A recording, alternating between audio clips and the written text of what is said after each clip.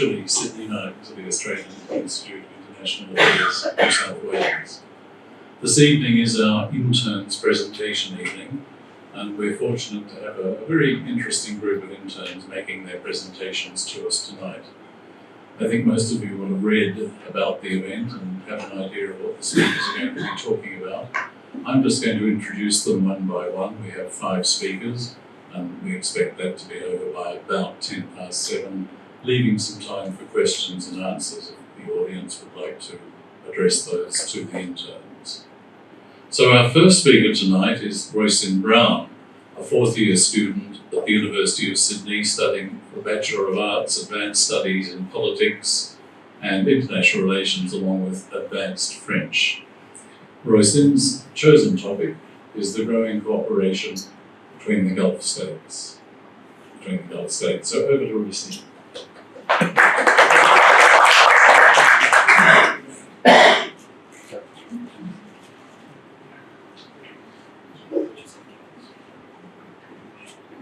The Gulf Cooperation Council, made up of Saudi Arabia, the UAE, Qatar, Bahrain, Kuwait and Oman, is a regional organisation that aims to effect coordination, cooperation and integration between its members in all domains.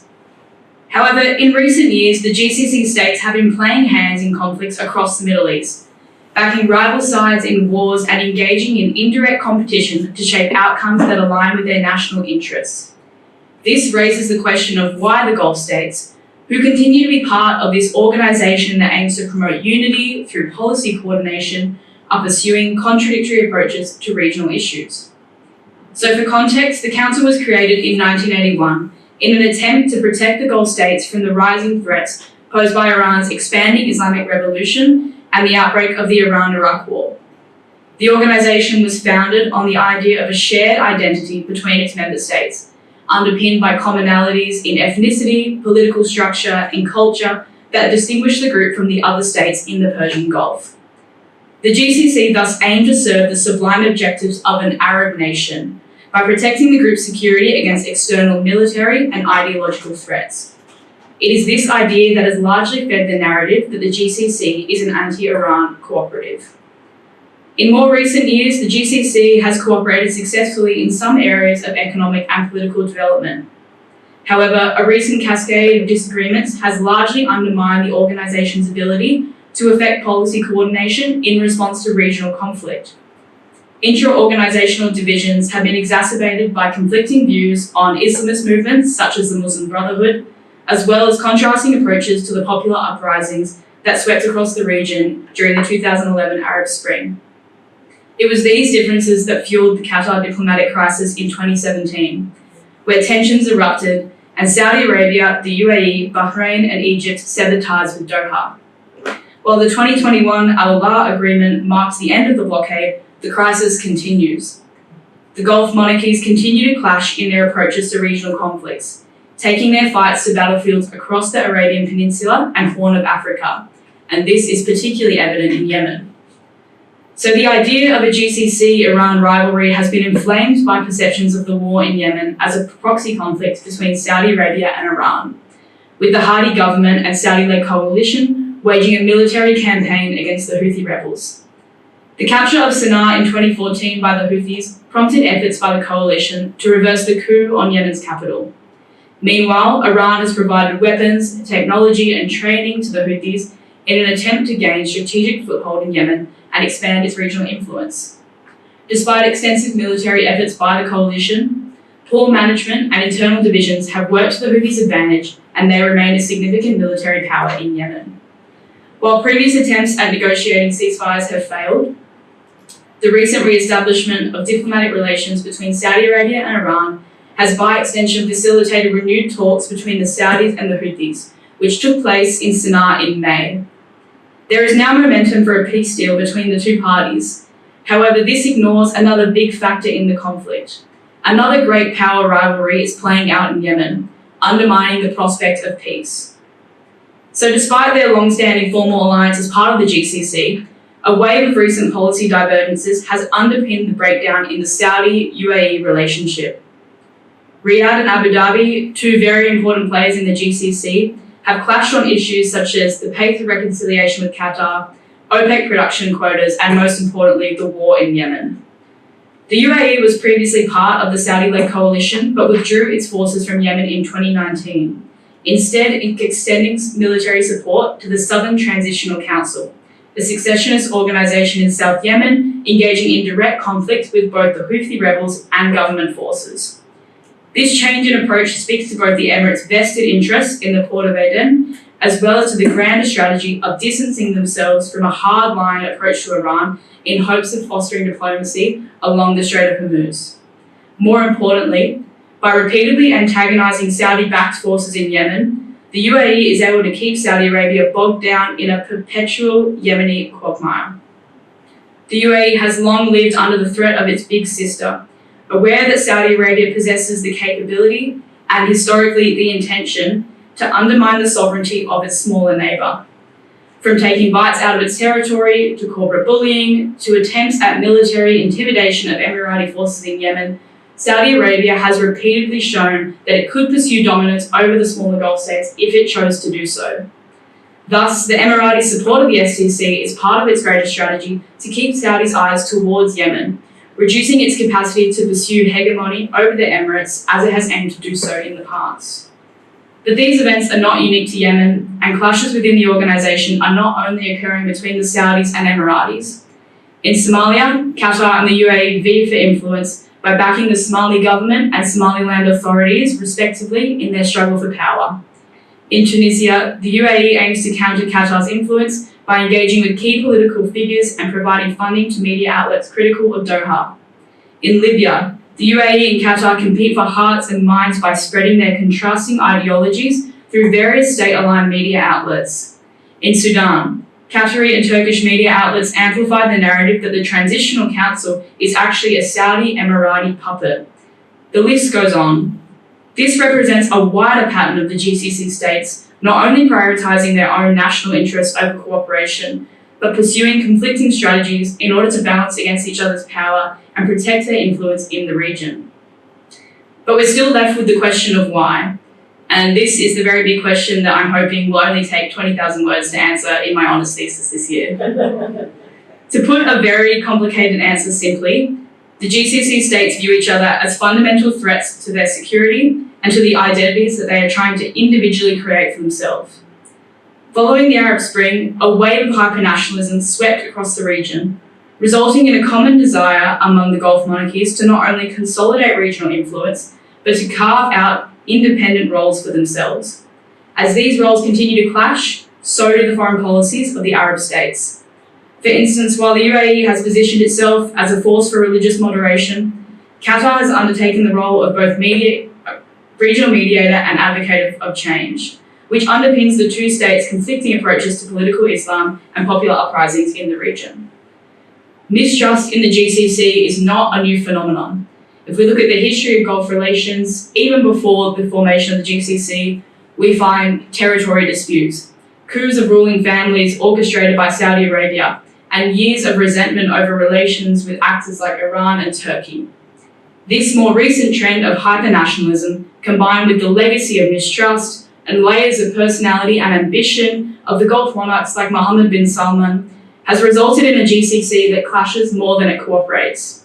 And as avenues of cooperation open with Iran and new alignments begin to form, the future of policy coordination within the Council becomes increasingly uncertain. Thank you.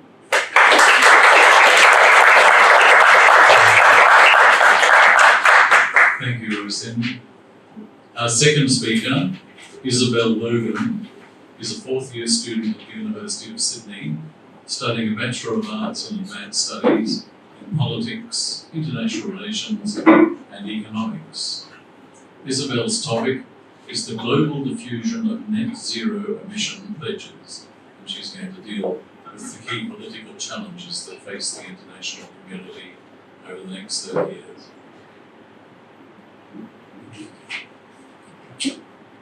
Good evening, everyone. So net zero emission pledges have rapidly become a central feature of climate policy in the last 5 years.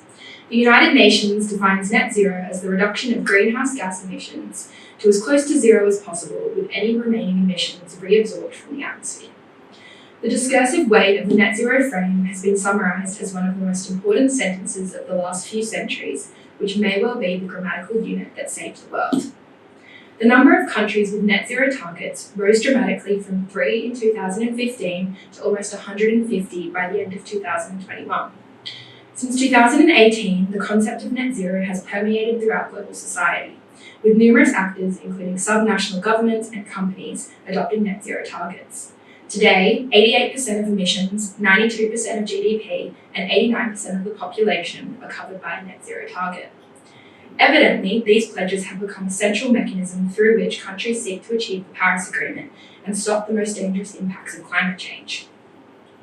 Despite the global acceptance of net zero targets, the voluntary nature and speed at which they've been adopted has enabled the pledges to differ discursively and behaviourally. This has led to emerging concern over their quality and stringency. Should net zero targets be, as their critics suggest, defunct of ecological integrity or performative politics, this is alarming for the realisation of the Paris Agreement and stopping irreversible climate change. These concerns are not dissimilar to the concept of greenwashing that is brandished in the private sector. Greenwashing involves making misleading or deceptive claims that falsely present as environmentally responsible. In fact, in March last year, the UN set up a working group to advise rules to improve the integrity and transparency of net zero targets, with the UN Secretary General explicitly stating at COP27 last year, "We must have zero tolerance for net zero greenwashing." Thus, for both the public and private sector, the concept of integrity is quickly becoming important. Poor quality pledges will likely affect international image and credibility, and thus be an important theme in current and future diplomatic relations. Therefore, the government and its trade and foreign policy advisors need to pay particularly close attention to these concerns. This is especially true for Australia because it has been historically referred to as a laggard in climate policy and was one of the last developed countries to adopt a net zero target. So what are the key sources of variation in net zero targets that might inform how we can critically interrogate them at a country level? Firstly, a major theme in climate governance is fairness and equity. An important pillar of the Paris Agreement is the common but differentiated responsibilities principle. Different countries have different current and historic emissions profiles and are at different stages of development.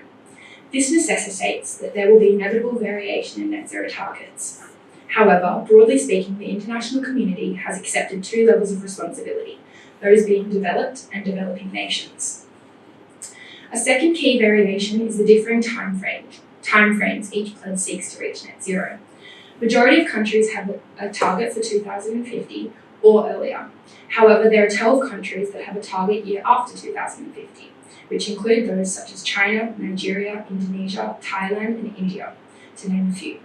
Whilst acknowledging the fairness principles, this is alarming because it means that approximately 47% of the current global population will not be net zero come 2050, and it is unaligned with the Paris Agreement's mid-century timeframe. Another source of difference is the scope of the target's coverage. Best practice targets are economy-wide, cover all greenhouse gases, and don't include large provisions for carbon credit offsets. However, this is not the case for many net zero targets, as 54 countries don't include all greenhouse gases and 36% have specified that they'll use offsets, whilst the rest remain unclear on their offset use. Finally, the formal implementation of the target is an important feature that speaks to its accountability. Only 28 countries have their net zero targets in law, and 86 have it in a policy document, while 64 have only proposed it in formal discussion. Given that the political, scientific, industrial, and cultural mobilisation required to achieve net zero emissions is of a scale and size never before seen, it is no surprise that there are a significant number of new challenges ahead for international policymakers. I will outline 3 important challenges which I believe to be central themes for current and future global discussions. Firstly is the consideration of embodied emissions or imported carbon, which are the emissions involved in the production and transport of goods. Subsequently, the existence of carbon leakage is quickly becoming a concern for governments. This refers to changing geographical patterns of global production based on environmental policies, which result in altered carbon emission profiles. In 2021, the European Union's Fit for 55 package revealed a carbon border adjustment Adjustment Mechanism, or a CBAM, which applies a tariff on imported goods to match the cost of embedded carbon with the EU's own carbon price. So it's effectively a tariff on imported carbon. This policy is already forcing other countries to consider how they might address carbon leakage, including the UK, Australia, and Canada. Aside from impacting trade patterns, the emergence of these policies could cause the convergence of carbon price mechanisms internationally. This is a distinct change from the current decentralised, complex, and mutually inclusive carbon markets that exist today.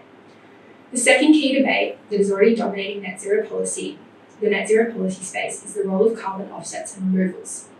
Inherent in the concept of net zero is the balancing of carbon sources with carbon sinks. This is because it is generally accepted that not only must we deal with the hard-to-abate industry's current and future emissions, but also historic emissions that are already in the atmosphere. Nonetheless, the UN have stressed that it is the first priority to reduce and avoid emissions before removing them.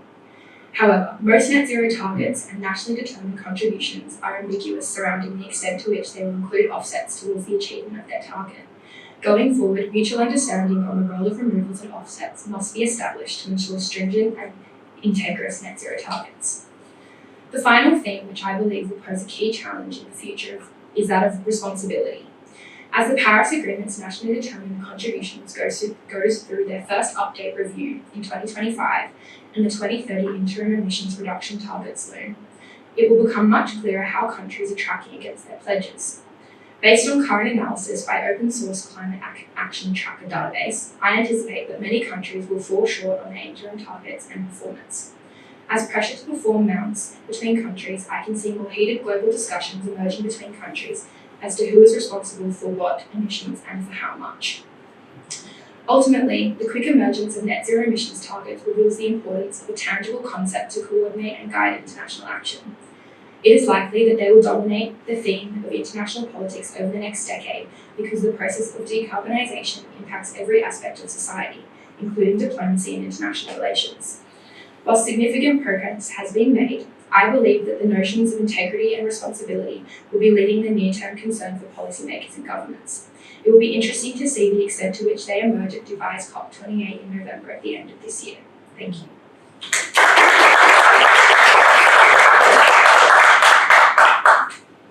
Our third speaker is Roisin Browne, who's going to discuss the symbiosis between the technology industries of the United States and China against the background of US concerns about its main geopolitical rival gaining from US capital and expertise. So much has been made of the role of critical technologies in the US-China rivalry in recent years.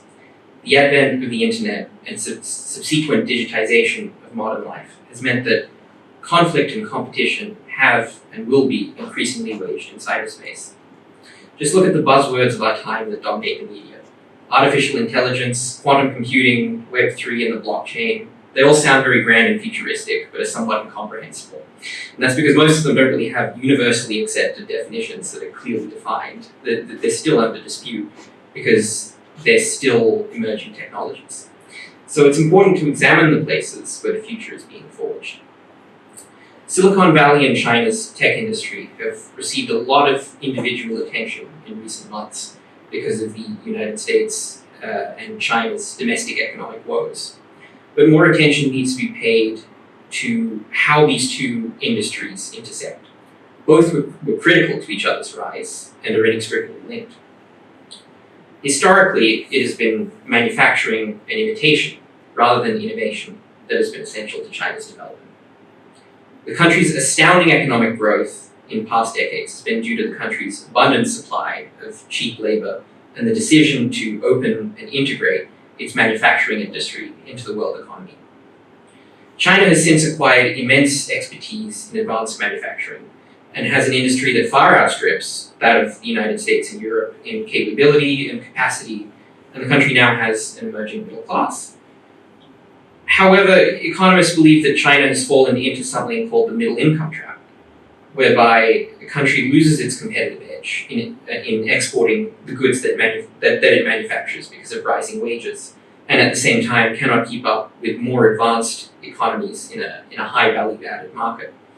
To escape this trap, A country must focus more on education and innovation to create more valuable products and services and exports that help boost the economy.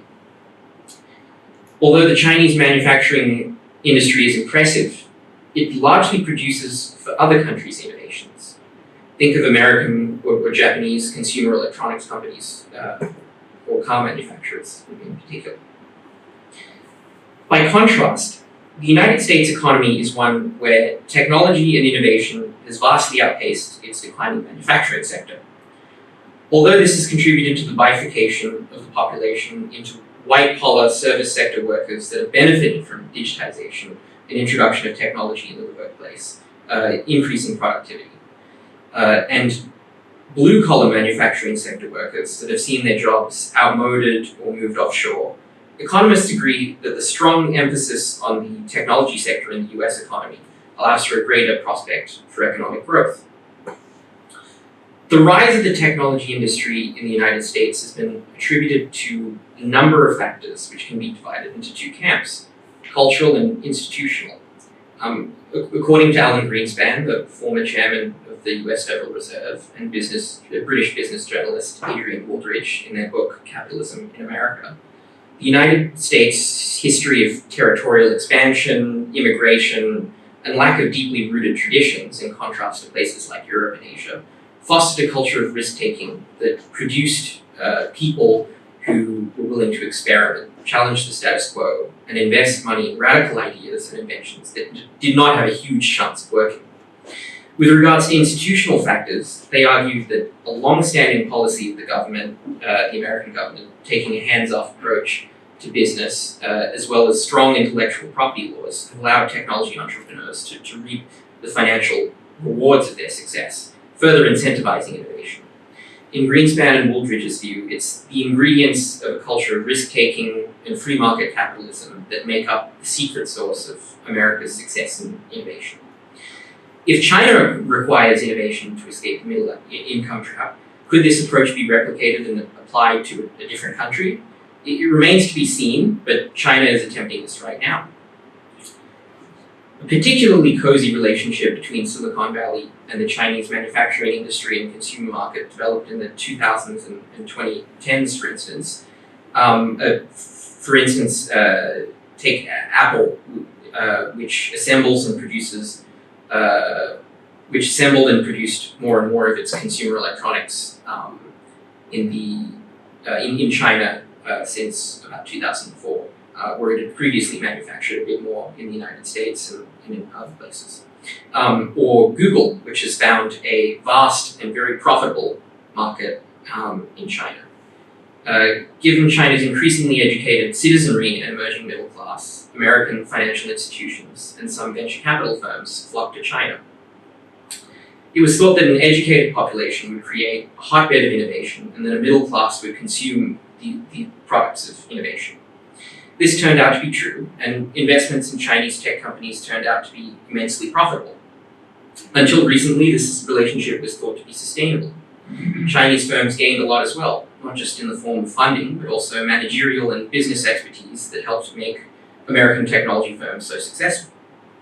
But as geopolitical conflict between the US and China heats up, this relationship may unravel. The interests of the United States and Chinese governments are quite different to those of American and Chinese technology firms, which are mainly centered around profit. Concerns from the United States government about US capital and expertise being used to aid its main geopolitical rival has led to discussions about significant restrictions on American investments in China. Indeed, the recent announcement by prominent venture capital firm Sequoia Capital that it will split up from its branches in China and India has made quite a splash in financial newspapers in the past 2 weeks. The expansion of Sequoia Capital into the Chinese and Indian technology markets since the mid-2000s was always controversial, owing to the transfer of valuable knowledge, in addition to large amounts of American capital into foreign hands. Since the purpose of venture capital is to fund the development of groundbreaking technology in the hopes of making large returns on investment, Their operations inevitably extended into sensitive fields such as semiconductors and artificial intelligence, industries which will be critical to competition in the cybersecurity field in the future. Although the American technology sector has historically found its relationship with China extremely profitable, geopolitical tensions are already forcing these firms to pick a side. Thank you for listening.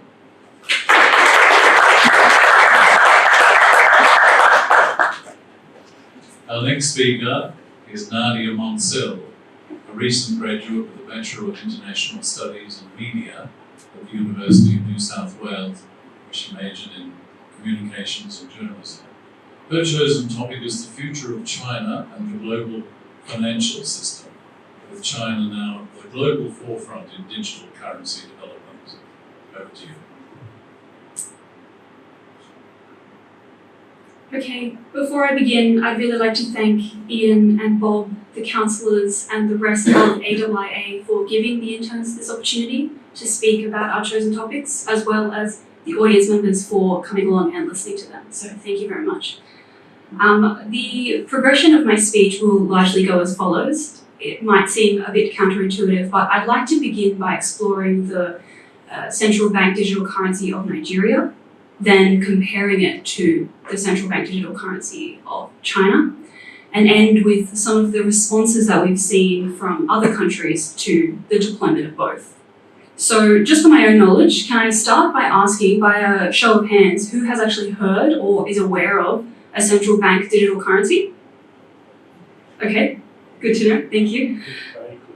No worries, that's good. I'll work that into my talk. So, unbeknownst to many, Nigeria was actually one of the very first countries to launch its central bank digital currency in 2021. And essentially a digital central bank digital currency is just a digital replacement for cash. Think of Bitcoin, but instead it is far more secure, more efficient, and also more cost effective for both consumer and business. The opportunity for Nigeria was immense. The population is 231 million, more than 10 times what Australia's population is. And as a first mover, Nigeria had the advantage in leading the region in financial technology. Moreover, 50% of Nigeria's population is unbanked, meaning that they do not have access to a bank account. And a central bank digital currency is really useful in that it doesn't require a bank account to work. All it needs is someone's phone number. So it brings people into the financial economy when they may not have had access otherwise. And finally, perhaps the biggest political advantage for Nigeria in making this move is that they were worried that with a general election coming up, that politicians were paying off voters to vote for them. And so by relying on a central bank digital currency, that fear was largely alleviated. So they could kind of target that a bit more. However, what went wrong?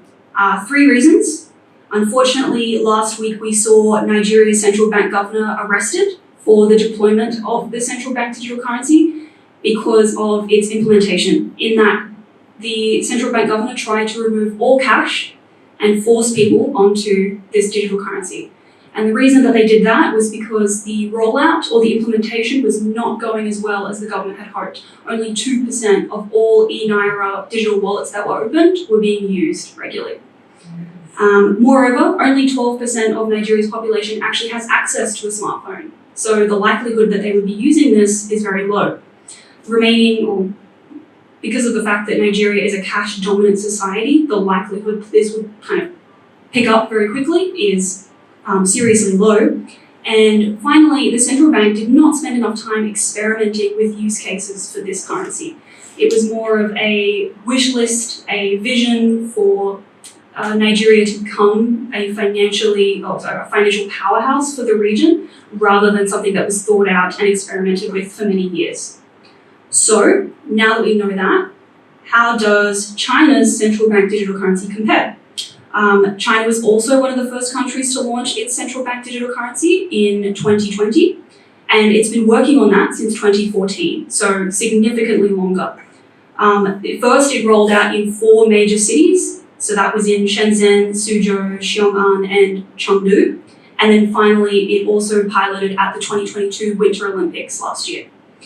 Similar to Nigeria, China has a huge population and therefore a national market from which to draw consumers into. However, in contrast to Nigeria, they already have a digital dominant economy. So they have WeChat, Alipay, most people are using digital payments already.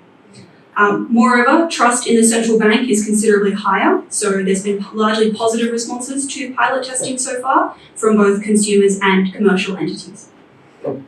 So the verdict, okay, I think we can see that China's experimentation with their central bank digital currency has gone significantly better so far, and that's largely because they've given themselves the time to experiment with that technology. So they're using the expertise of Tencent. They're bringing in commercial banks such as BNP Paribas in France to actually promote the use of the e-yuan, both nationally, regionally, and worldwide. And so when they finally do launch the final version of that, which will probably be next year or the year after, it will be a fully and sophisticated technology that is available to people. However, it's not just relevant on a national scale, as I mentioned, it's relevant on a global scale. So China is the largest trading partner of most countries in Asia and many other countries around the world. One of the benefits of the e-yuan is that it does not require the assembly of any new payment infrastructure other than what is currently in use with regard to electronic payments. And that includes clearing houses to confirm money has been sent overseas. So China is currently expanding the use case for its Belt and Road Initiative, which currently includes 151 countries. And as China's trading partners begin to accumulate e-yuan in their foreign reserves, that will increasingly internationalize China's currency. At the moment, it's only about 2% of all foreign reserves worldwide are in yuan, but that will considerably increase as we bring in a technology that can make things more efficient and more cost-effective for trading nations with China. Moreover, and perhaps more importantly, that actually gives China more of an opportunity to lead and influence international financial governance rather than being led by the current dominant hegemonic power, which would be the US. Obviously, there are some pitfalls, which I'll go through briefly. Privacy is a huge concern because there's a common understanding that cash is anonymous because it does not identify the purchaser. However, China's government has taken several steps to alleviate that by passing the Personal Information Protection Law in 2021 and favouring blockchain technology to roll out the e-yuan. Furthermore, trust, although public trust in China's central bank is high nationally, it's not so high regionally. So that's something that China needs to work on by building trust and legitimacy of the e-yuan in its rollout. It currently is trying to do that by working with Hong Kong, Thailand, and UAE's central banks. At the moment, they have the M-Bridge project, which is basically linking all of the central bank digital currencies of those nations together so they can be traded almost instantaneously. So we'll see how that works out. And then finally, foreign exchange control. So China's currency obviously is not marketized. It's pegged at a stable rate to a bunch of other currencies. So in order for other countries to feel comfortable trading with and using this e-yuan, they're going to need to convince them in a much more persuasive way that this is a method that they might like to pursue because it cannot be immediately taken back. And the final notes, how have other countries responded so far? Obviously, the US has perhaps responded not so favorably. Although major US banks are learning from China's steps in this particular arena, the US government is obviously concerned that the internationalization of yuan will spell disaster for the USD as the primary currency within which foreign reserves are currently in. And it could also reduce the potential reach of US sanctions like that we saw in Russia. With regard to Europe, there is eager interest from some Western countries like France in joining BRICS, in potentially rolling out e-yuan to consumers in France. We've seen that over the last 2 months. With regards to Asia and the Middle East, of course, there has been quite favourable feedback from UAE, Thailand, and other interested players who want to release their own digital currencies. This might kind of relate to oil supplying countries in the Gulf as well, who will switch naturally from the yuan traded deals to e-yuan traded deals. And finally, Australia. What Australia's response will be is a little bit unclear. We are currently piloting our own central bank digital currency and we'll probably roll out within the next 2 years. So I think Australia will watch what China will do, learn from its experiences, and then potentially see how our trading partners in the region are responding as well. Thank you.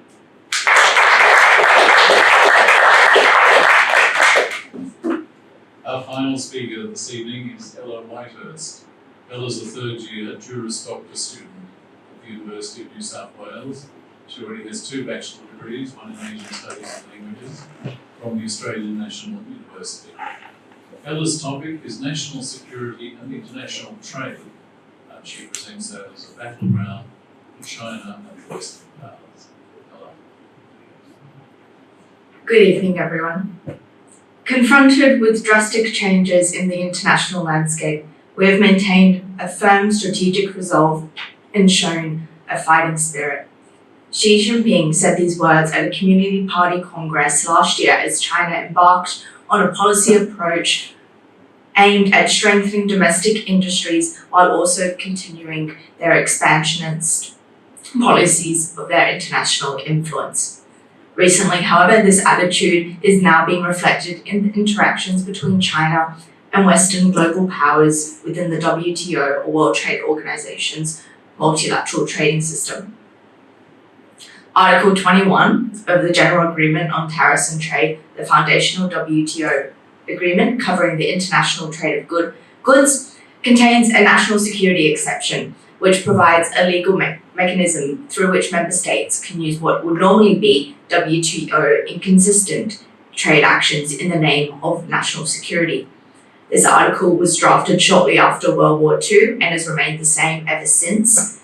And this was done in a period where international political and economic orders have depended on the separation of national security policies from other economic systems. In the post-World War II context, this exception was intended to be used in military-related interests. Yet, nowadays, a new security agenda is emerging from current socio-political trends, one that encompasses various economic, technological, and political facets. Global powers are now beginning to utilize this security exception within the WTO trading system to further strengthen their own national security agendas. And more concerning, perhaps, is the recent legal developments regarding the security exemption, which could further enable the use or potential abuse in an increasing number of circumstances. In my presentation tonight, I will briefly outline this recent legal discourse. From there, I aim to contextualize the potential breadth of the exception in relation to recent trade disputes between China, the US, and Australia. Now, I'm sure none of you came to listen to me sprout legalese for my whole presentation, so I will try and keep the legal context brief and to what is relevant for my following sections. The national security exception under Article 21 allows members to take what would otherwise be inconsistent trade measures in the name of their own national security. The sections under this article that are relevant to my talk today provide that nothing in this agreement shall be construed to prevent any member from taking any actions which are considered necessary for the protection of its essential security interests that were taken in the time of war or other emergency in international relations. Despite first being drafted in 1947, it was not until the 2019 case of Russia traffic in transit where the WTO Dispute Tribunal was required to interpret the scope of Article 21, and in particular, the meaning of emergency in international relations. Regarding the necessary protection of essential security interests, the panel held that members are entitled to actually determine their own the necessity of their own security interests and what trade policies are necessary for their protection. However, in an attempt to balance national sovereignty rights with the advantages of a stable trading system, the panel also imposed the requirement that these security objectives and trade policies must have a plausible connection, as well as some other legal tests that I do not have time to speak to tonight. However, the phrase emergency in international relations, one of the preconditions for the application of this exception, was held to encompass defence and military interests, as well as maintaining law and public order interests. So overall, from this case, it appears that during times of bilateral or multilateral tensions between member states, governments can actually implement trade policies in the protection of national security interests that would otherwise be disallowed under the WTO rules. By giving this exception the wide scope, it is possible that the WTO tribunal has actually opened its doors to potential abuse by countries. This possibility, I believe, is in large part to the emergence of this new national security agenda, which now includes various economic, political, and technological concerns. For instance, in recent years, both the US and China have publicly emphasized that economic strength is becoming increasingly fundamental to their domestic security policies. This entanglement is developing an increasingly ominous presence in the multilateral trading system as members are beginning to utilize WTO rules to pursue and protect their national security interests. An examination of the recent trade disputes involving the US and China, as well as China and Australia, are helpful in assessing the impact of member nations using or potentially abusing Article 21. So in March 2018, for example, during the period of the Trumpian American First policy development, the US imposed steel and aluminium tariffs against China, which were actually justified using the security exception. The following year, Huawei was banned from accessing US markets on the grounds that the corporation challenged US technological leadership and national security.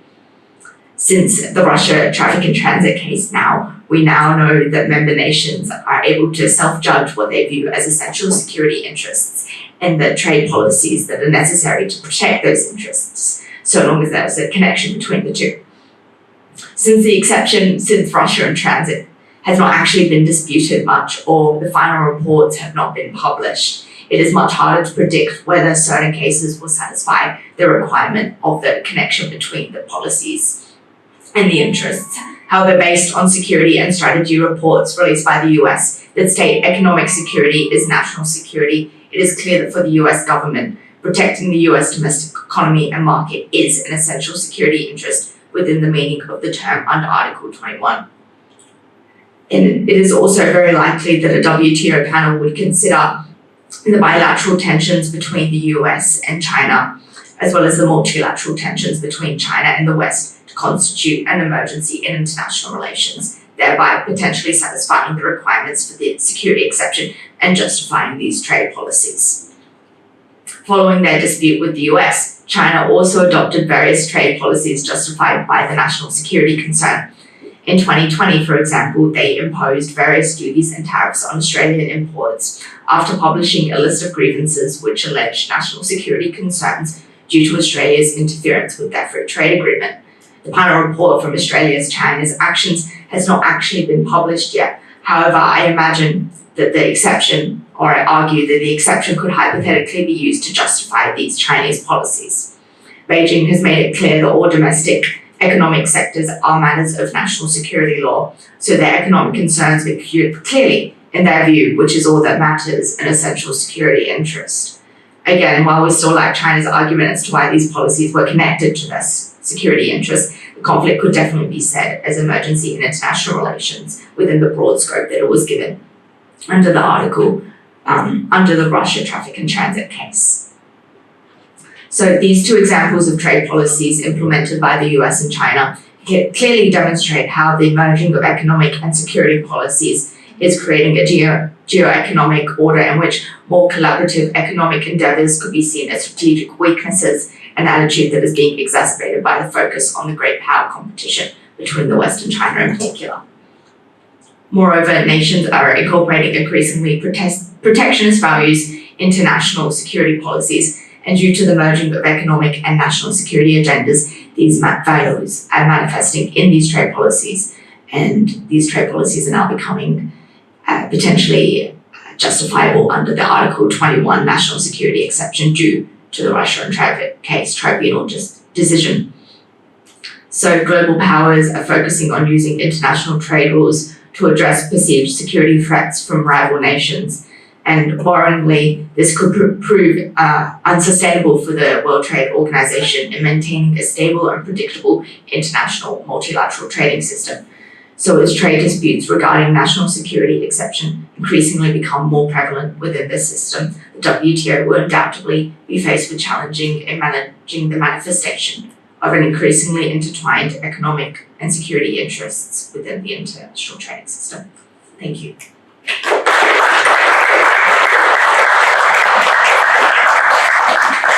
Thank you, Ella, and thanks everyone for very interesting talks. We now have a quarter of an hour for questions. Please put your hand up and wait for me to reach you with the microphone before you ask your question.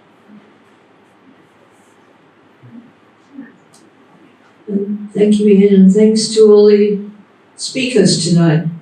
And I think I've got the microphone first because, as people probably know, I sort of focus on China in my research. And so it's interesting that I think all of the speeches in some way referred to China, one way or another, different aspects of the relationship. And I can't direct a question to each of the speakers, but I'll start by a comment on the last speaker. And she may perhaps like to comment on what her work has to say about the common trope which is used by particularly American and Australian politicians when they talk about the importance of adhering to the international rules-based order. Because it seems to me that she's drawn a big question mark over just what we mean by that, and who in fact is following the rules-based order and who is not. But that's a short question. And moving backwards, we had I think I'd like to start by the first speaker who talked about the Middle East. And I have a question there which is also China related, because China's made a big play about how they could be a peace broker in the Middle East. So I wonder whether, in focusing on the Gulf states, you have any comment that you'd like to make about how the Gulf states in particular see this development of China, Saudi, Iran, if it's going to change the delicate balance of power that operates there. And personally, I don't see any hope of an early breakthrough, but I'd be interested in your comments. How about Roisin on that first question? And a third part of my question, sorry. But Ryan was the person who was speaking specifically on China. And I was wondering that when you talk about technology rivalry, but one thing that I think you might have omitted to say is, if you look in terms of the number of patent applications that have been launched recently, I mean, Chinese applications vastly outnumber other. If you look at the number of research publications in technological field, also, China is number one. So I wonder whether that actually, to some extent, affects your conclusions.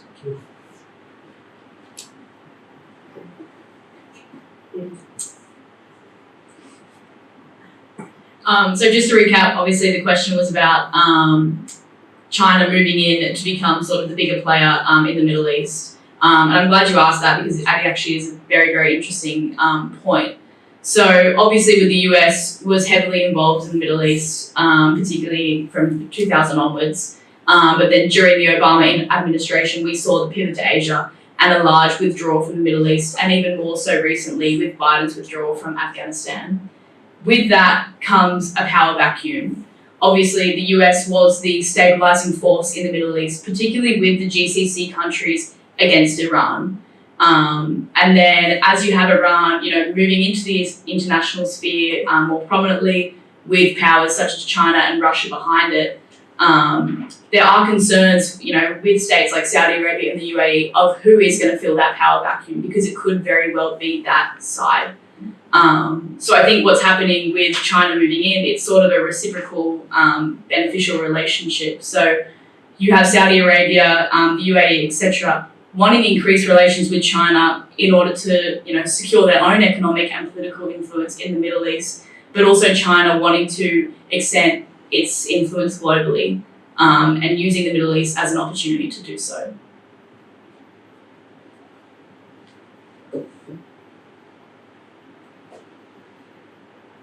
So in terms of my comments about the US and perhaps also Australian attitudes towards the international rules-based order, at least in the context of the WTO rules and the GATT agreement, from my research on the US's submissions, both as a disputing party and a third party in trade disputes, they of course were one of the main drafters of the original GATT in 1947. They're quite happy to break the rules when it benefits them. And good God, when China also learns their lesson and starts to break the rules, then that can't do, because that's what we really saw happening with the trade war between America and the US. China was very much reactive in their policies and their bending of the WTO rules, very much like following what the US did. And then when you had this dispute between more recently between China and Australia, they became more proactive and defensive and started to be like, well, if you can break the rules, then perhaps I can too. And so I'm quite cynical of the US's response. I think they're very happy to break the rules when it benefits them, them being the main rule writers in the first place, but they don't want anyone else to break the rules because then it harms them. So,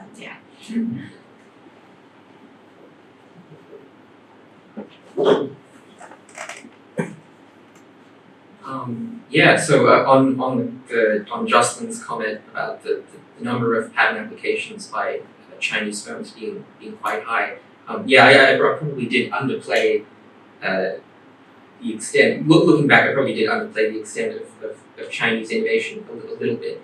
But I also think that innovation is very difficult to quantify. On that basis, and I think like the quality of the innovations that are coming out of China are important to consider, because most of the sort of like earth-shattering developments in the technology industry have still happened in the US, even though a British computer scientist, Tim Berners-Lee, gets credit for the internet. Quite a lot of those developments happened in Silicon Valley. He did move to the United States, take electric cars, for example. I think the United States still kind of leads in that. The Chinese are close by and catching up. The Chinese also have made great strides in artificial intelligence and quantum computing, but I think the United States still has an edge. So China's catching up, but is not quite there yet. They also have to grapple with the issue of dealing with their aging population and the economic crisis that's probably going to be brought about by that. They need to make sure that the innovations that they produce can compensate for that decline.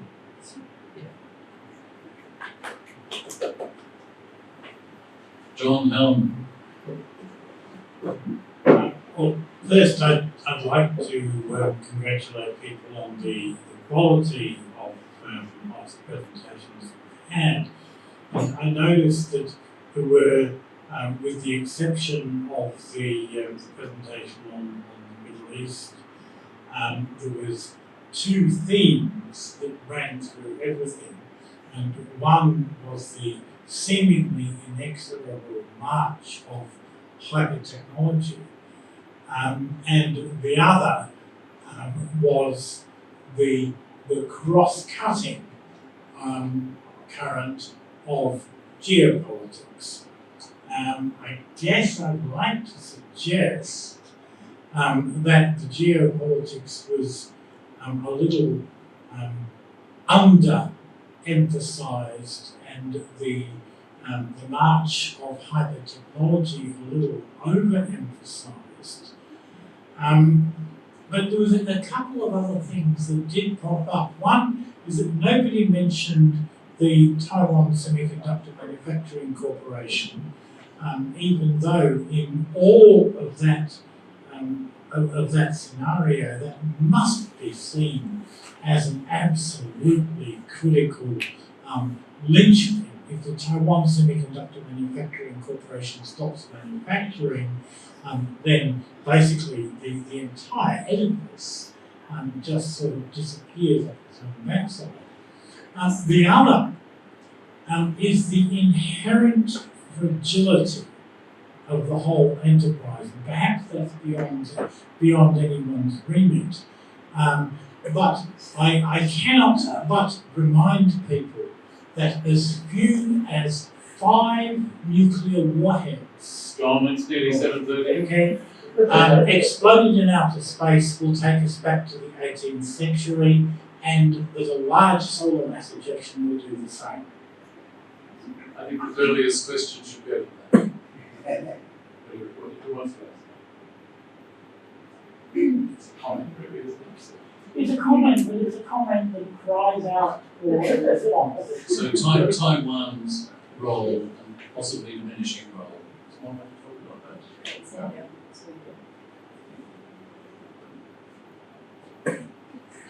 Okay, thank you for the question. That is an interesting one, particularly as it relates to what will happen when China and Taiwan reunite in the future.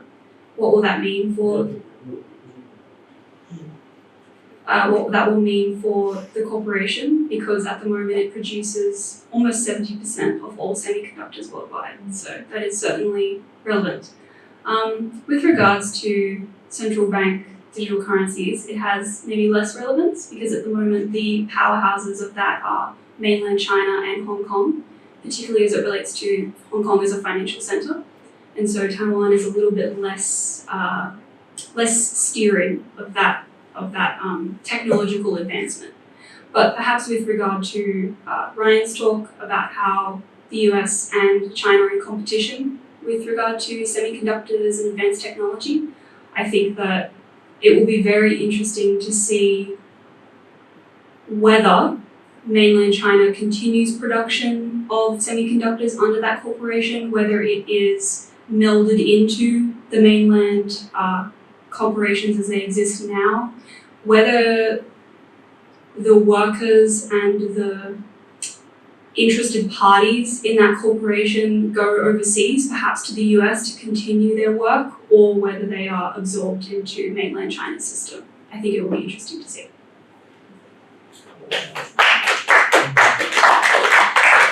Do we perhaps have a last question, or one last question?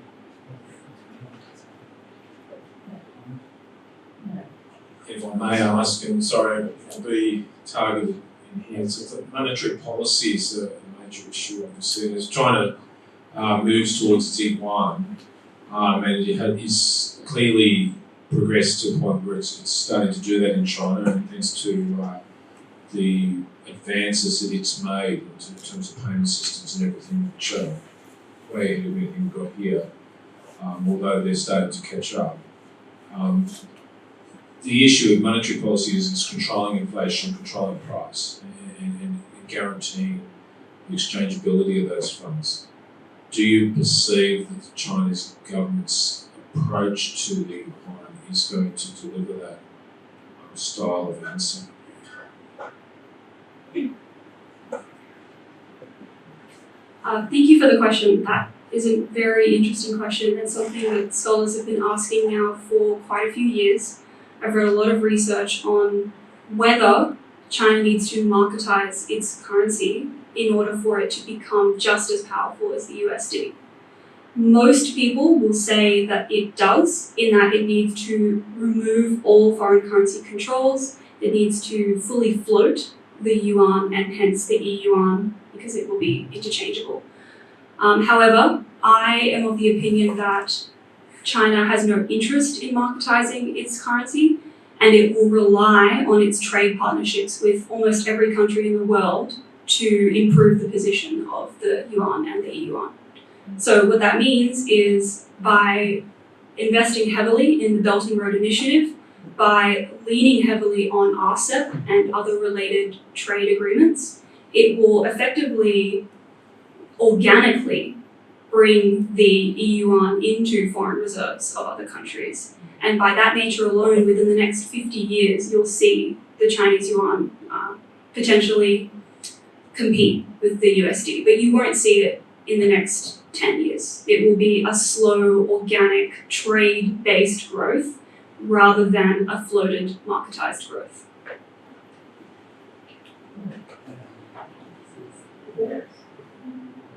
Jamie years in, but too long for us to see it. Next week we'll be putting out our next edition of columns from Glover Colleges, in which we recommend both councillors and interns items of interest on international affairs.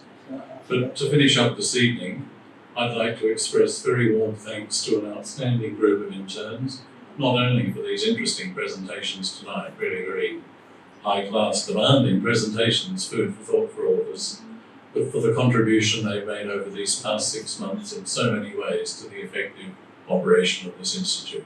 So a round of applause for the outgoing.